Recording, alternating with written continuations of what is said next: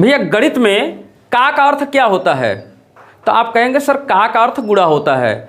गणित में का अर्थ क्या होता है? गुणा होता है। मैं कहूँगा बिल्कुल आप सही कह रहे हैं कि गणित में का अर्थ गुणा होता है। तो क्या का और गुणा में कोई अंतर होता है क्या? आप कहेंगे नहीं, कोई अंतर नहीं होता है। तो मेरा अगला आपसे प्रश्न है कि अगर का और गुणा में अंतर नहीं होता है तो हमने का की जगह गुणा या गुणा की जगह का, एक ही चीज़ के लिए दो चिन्हों का क्यों प्रयोग किया? हमको एक, जब हमारा दोनों का मतलब एक ही है तो हमको एक ही चिन्ह से काम चलाना चाहिए था। क्यों बर्डन लेने की ज़रूरत है? क्यों इसमें एक अलग से चिन्ह बनाने की ज़रूरत है? तो भैया दोनों में कोई ना कोई अंतर जरूर होगा। तो का और गुणा में क्या अंतर होता है, इसी अंतर को आज बहुत अच्छी तरह से आपको समझाने वाला हूँ। तो एक बार फिर से प्रतियोगी मैथ में मैं राज सर आपका तहे दिल से स्वागत करता हूं। और आपको वीडियो छोड़ करके जाना नहीं है, बस थोड़ा सा समय दीजिए और आज आपको का और गुणा का अंतर मैं समझा दूंगा। तो चलिए आइए शुरू करते हैं का और गुणा का अंतर। देखिए मेरी बात समझिएगा, जैसे कि मैंने लिखा है 15 का 3/, मान लीजिए 5। 15 का 3/5, इसका क्या मतलब है? यहाँ पर इस का मतलब है गुणा, यानी कि 15 गुणे 3/5। और इसको हम हल कर देंगे। कैसे हल कर देंगे? 5 के 5, 5 3 15। अब 3 में 3 का गुणा हो जाएगा, कितना आ जाएगा? 9। तो आपने बिल्कुल सही कहा था कि सर का मतलब क्या होता है? गुणा होता है। ओके, लेकिन इन दोनों में का और गुणा में कोई अंतर होता है क्या? हमको इस बात को समझने से पहले एक बात बहुत अच्छी तरह से समझ लेनी है। क्या समझ लेना है?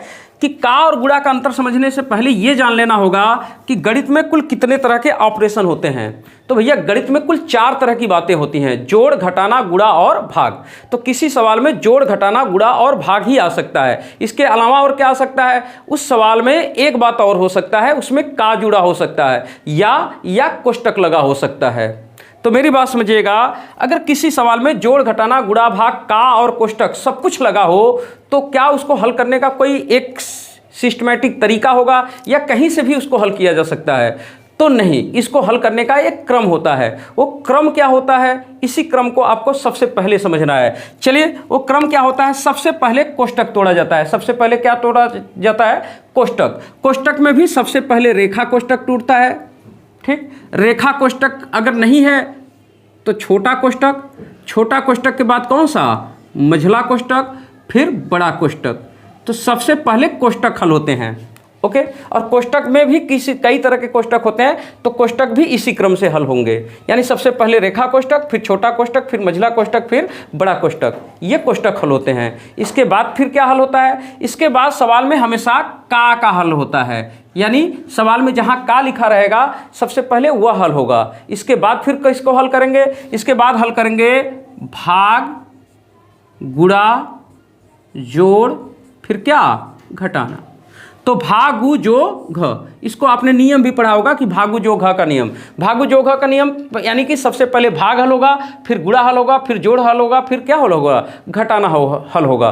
तो अगर किसी सवाल में जोड़, घटाना, गुणा, भाग, कोष्टक और का सब कुछ आ जाए तो उसको हल करने का यही क्रम होगा। ओके, अब का और गुणा का आपको अंतर समझना था। चलिए उस अंतर को आपको समझाते हैं। मुझे बताइए, ये भाग लिखा, भाग मतलब भाग, ठीक। तो भाग देने से पहले ही किसको हल करते हैं? का को हल करते हैं। और भाग देने के बाद ही किसको हल करते हैं? गुणा को हल करते हैं। तो यानी दोनों का अर्थ तो गुणा ही करना होता है, लेकिन अगर सवाल में भाग है तो भाग देने से पहले ही आपको का को हल करना होगा और भाग देने के बाद ही आपको किसको हल करना होगा? गुणा को हल करना होगा। यही दोनों का अंतर है। अब कहेंगे सर कि इस अंतर को और अच्छी तरह से समझाइए मुझे, अभी ये अंतर मुझे अच्छी तरह से समझ में नहीं आया। तो इस अंतर को समझाने के लिए मैंने आपके सामने रखा है 2 सवाल, एक यहाँ और एक यहाँ। चलिए इन दोनों सवालों में अंतर क्या है? देखिए यहाँ भी 5/6 है, यहाँ भी 5/6 है। भागे भागे 5/4, यहाँ भी 5/4, यहाँ गुणा है और यहाँ का है, और यहाँ भी 1/3, 1/3 यहाँ भी है। यानी अंक सब कुछ समान है और भाग और का एक जगह लिखा है और एक जगह भाग और गुणा लिखा है। यानी दोनों सवालों में अगर हम अंतर देखें तो केवल और केवल एक ही अंतर है कि यहाँ गुणा लिखा है और यहाँ पर क्या लिखा है? भाग लिखा है। ओके, बस यही अंतर है दोनों में। अच्छा, अब हमें बताइए कि अगर गुणा और का में कोई अंतर नहीं होता तो इन दोनों सवालों का आंसर क्या आना चाहिए, सेम आना चाहिए, लेकिन ऐसा नहीं होगा। आइए चलिए देखते हैं, पहले इसको हल करते हैं। मुझे बताइए 5/6 लिखा है, बिल्कुल 5/6 लिखा है, मैंने 5/6 लिख दिया। भाग है, भाग का मतलब क्या होता है, भाग का मतलब होता है उलट के गुणा करना। अब मुझे बात बताइए, सबसे पहले क्या हल होगा इसमें, सबसे पहले कोष्टक हल होगा इसमें, सबसे पहले क्या हल होगा, कोष्टक। कहीं कोष्टक लगा है क्या, नहीं, तो कहीं कोष्टक नहीं लगा है, इसका मतलब यहां से यहां तक की बात खत्म हो गई। कोष्टक नहीं है तो उसके बाद क्या हल होगा, का। यहां पर कहीं का लिखा है क्या, नहीं, यानी ये भी काम खत्म हो गया। अब मुझे बताइए, अब इसके बाद किसका नंबर हल करने का आएगा, का के बाद हल होता है क्या, भाग। तो सबसे पहले भाग हल करेंगे। चलिए, तो भाग हल करने का मतलब कि 5/6 में आपको भाग देना किसके, 5/4 का। तो चलिए, भाग देने का मतलब क्या होता है, आज से ये चीज़ बहुत अच्छी तरह से जान लीजिए कि भाग देने का मतलब क्या होता है। भाग देने का मतलब होता है उलट के गुणा करना। जैसे कि मैं कह दूं कि 3 में आप भाग दे दो किसका, 4 का, तो इस बात को ऐसे लिखे, या 3 इस भाग को लिख दीजिए गुणा और सामने वाले अंक को उलट दीजिए, यानी 4 है तो 1/4 लिख दीजिए। जैसे 4 होने का मतलब क्या है, 4 का मतलब कि 4/1 लिखा है, 4/1 लिखे, केवल 4 लिखे, बात तो एक ही है। तो अब जब इसको उल्टेंगे तो 1 ऊपर चला जाएगा, 4 नीचे आ जाएगा, तो ही 1/4। तो भाग का मतलब क्या है, भाग की जगह आप गुणा भी लिख सकते हैं, लेकिन इसके लिए करना क्या होगा कि सामने वाले अंक को पलट के लिख देना होगा। ओके, तो यही इसी तरह से यहाँ पर भाग है, भाग को मैं गुणा भी लिख सकता हूँ, तब सामने वाला अंक क्या होगा, पलट जाएगा, यानी कि 4 ऊपर चला जाएगा और 5 कहाँ आ जाएगा, नीचे आ जाएगा। तो पहले इसको हल करेंगे। ओके, अब फिर उसके बाद गुणा है, 1/3 है, तो सबसे पहले कोष्टक था नहीं, फिर का था नहीं, इसके बाद क्या हल होगा, भाग को हमने हल कर दिया, ये पोर्शन सबसे पहले हल कर दिया।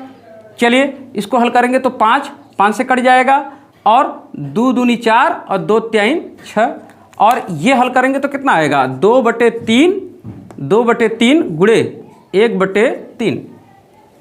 चलिए, 2 का 1 में गुणा होगा तो कितना हो जाएगा, 2 में 1 का गुणा होगा तो 2, और फिर 3 में 3 का गुणा होगा, 3 त्रिक 9। तो यानी इसको हल करने पर मेरा आएगा 2/9। इसको हल करने पर कितना आ रहा है, 2/9। अब चलिए अगला हम देखते हैं। मुझे एक बात बताइए, अब इसको हल करना है, अंक तो सब कुछ सेम है, केवल एक जगह का था, एक जगह गुणा था। तो सवाल में हल करने का तरीका क्या होता है, सबसे पहले कोष्टक तोड़ा जाता है। कोष्टक कहीं है, नहीं है। इसके बाद अगर कोष्टक नहीं है तो उसके बाद किसका नंबर आएगा, का नंबर आएगा। ओके, तो यहाँ पर का है सवाल में, बिल्कुल का है, और किसके किसके बीच में का है, हाँ भैया, इसके और इसके बीच में का है। तो यानी कि सबसे पहले 5/4 में गुणा होगा किसका, 1/3 का। तो चलिए इसको हल करते हैं। 5/6 भागे 5/4, का मतलब गुणा 1/3। तो सबसे पहले यही दोनों हल होगा, क्योंकि भाग देने के पहले ही कौन हल होता है, का हल होता है। तो यहाँ भाग देने से पहले ही आप क्या करेंगे, इसका का हल क्या करेंगे, निकाल लेंगे। तो चलिए का हल पहले निकाल लेते हैं। तो अब 5/6 भागे 5 का 1 में गुणा होगा, कितना हो जाएगा, 5 का 1 में गुणा होगा तो केवल 5 होगा, 5 का 1 में गुणा 5, और 4 3 12। ओके, अब हमने का हल कर लिया, अब हमारा हल होगा क्या, का के बाद भाग, यानी यही भाग हल होगा। चलिए भाग हल करते हैं, एक लाइन आगे बढ़ा के लिखता हूं। 5/6 है, भाग का मतलब क्या होता है, भाग को मैं गुणा भी लिख सकता हूं, लेकिन जब भी मैं भाग को गुणा लिखूंगा सामने वाले अंक को क्या करूंगा, पलट दूंगा। तो चलिए पलट देते हैं, 12 ऊपर चला जाएगा, 5 कहाँ आ जाएगा, नीचे आ जाएगा। और अब 5 से क्या होगा, कैंसिल हो जाएगा, इस 5 को 5 से काटेंगे तो कट जाएगा, 6 के 6 दूनी 12, यानी कि इसको हल करने पर मेरा कितना आया, 2 आया, और यहाँ पर हल करने पर कितना आया था, 2/9 आया था। तो अगर गुणा और का में कोई अंतर नहीं होता तो इन दोनों का आंसर भी क्या आता, सेम आता, लेकिन ऐसा हुआ नहीं हुआ। तो इन दोनों का अंतर आपको समझ में आ गया होगा। अंतर मेन यही है कि भैया अगर का है तो भाग देने से पहले हल होगा, और गुणा है तो भाग देने के हमेशा क्या होता है, बाद हल होता है। इसलिए तो कहावत है, का को पहले तोड़िए ता पीछे दे भाग। का को पहले तोड़िए, का को पहले तोड़िए मतलब पहले का हल करिए, उसके बाद ही भाग करिए। तो इसलिए कहावत है, का को पहले तोड़िए ता पीछे दे भाग।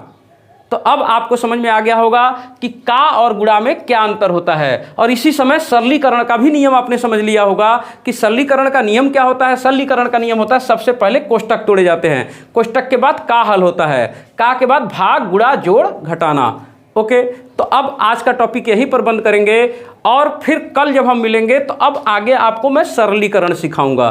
तो सबसे पहले आज मैंने केवल आपको का और गुणा का अंतर बताया, तो इस अंतर को अच्छी तरह से समझ लीजिए। गर्मी बहुत ज़्यादा है, इसलिए जो है छोटा छोटा वीडियो बना रहे हैं। और एक काम और ज़रूर करिए कि इस चैनल को जल्द से जल्द सब्सक्राइब कर लीजिए, जिससे कि मैं आपको ऑनलाइन पढ़ा सकूं। तो मैंने आपको वादा किया है कि जैसे ही हमारे सब्सक्राइबर इतने हो जाते हैं कि मैं ऑनलाइन आने लायक हो जाऊंगा, तो तुरंत ही आपको शाम को मैं ऑनलाइन पढ़ाने लगूंगा। तो थोड़ा सा मेरा सपोर्ट करिए, जिससे कि मैं आपको ऑनलाइन पढ़ा सकूं। और उम्मीद करते हैं कि ये टॉपिक आपको समझ में आ गया होगा। और देखिए भैया, अगर टॉपिक समझ में आती है तो थोड़ा सा आप कमेंट भी बताया करिए, कमेंट में बताया करिए कि क्या समझ में आ रहा है, नहीं आ रहा है सर, कहीं हमको और बताने की ज़रूरत है। थोड़ा सा आप कमेंट करेंगे तो मुझे भी अच्छा लगेगा। तो चलिए आज बस इतना ही। तो आपका वीडियो देखने के लिए बहुत बहुत आभार। तो अब आपसे वीडियो में लेंगे विदा और कहेंगे खुदा हाफिज़। जय सिया राम, हर हर महादेव, जय भीम, जय भारत, जय Hind. Thank you, tata, bye bye.